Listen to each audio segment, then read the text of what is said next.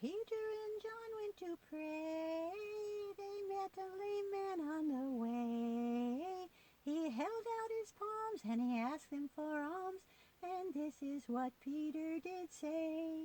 Silver and gold have I none, but such as I have give I thee. In the name of Jesus Christ, rise up and walk. He went walking and leaping and praising God, walking and leaping and praising God. In the name of Jesus Christ, rise up and walk. Why, Ink dear, you sing very well. Where did you learn that song? Mr. Sam taught it to George and me. Well, that's a true story, you know, about how Peter and John were going to pray. Oh, yes, it was a wonderful story. Jesus' followers, Peter and John, were on their way to the temple to pray, and there was this crippled man who had never been able to walk in his whole life. He was begging for money at the temple gate. Yes, oh, that's what they mean when it says he asked them for alms. Yep, and Peter said, Silver and gold have I none, but what I do have I will give to you. In the name of Jesus Christ of Nazareth, rise up and walk. And he took the man's arms and helped him up, and the man could walk. And he was so happy he started jumping around and praising God. It must have been a sight to see. I'm sure it was. It's hard to imagine how happy that lame man must have been. But that's not the end of the story. It's not? Oh my, no. When the people recognized the man who was so happy and jumping around and praising God as the man who had begged at the temple gate, they were astonished.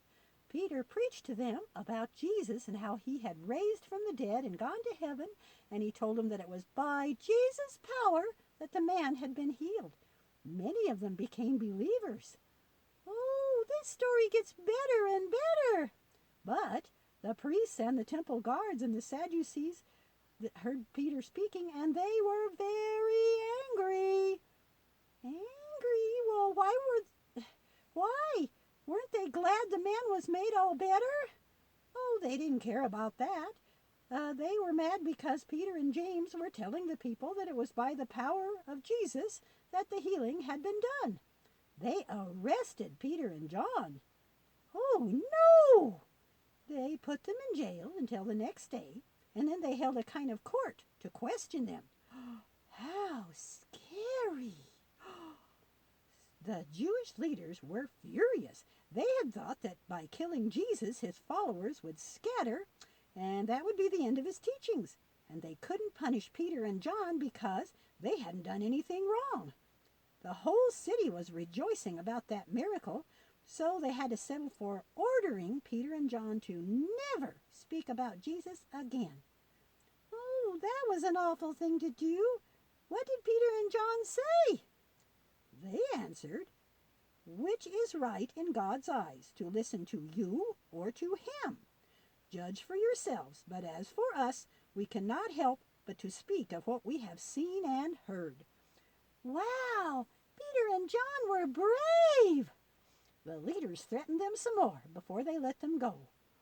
Oh, Miss Snowflake, I'm so glad you told me the rest of the story. That was even more exciting than I thought. Just remember, Ink, always do what God says and don't worry about anyone else. You bet. Hey, Miss Snowflake, let's go tell George about all this. All right.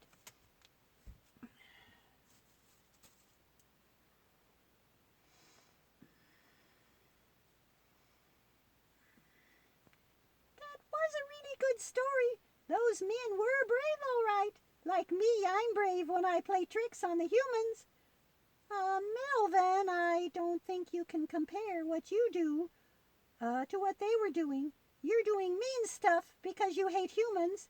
They were doing brave stuff so that they could tell others about Jesus' love, and somebody was trying to keep them from doing that. I don't think that's the same thing at all. Brave or brave, it doesn't matter the circumstances. Oh no, Bravery is for a good cause. Foolish is taking chances for bad reasons. Says you. I see you're willing to eat the food I steal. You're right. I shouldn't do that. Okay, from now on I get my food from the trash can by myself, and not from you. Ha! That'll be the day. Heh! You'll see, I won't ever encourage you to do wrong any more.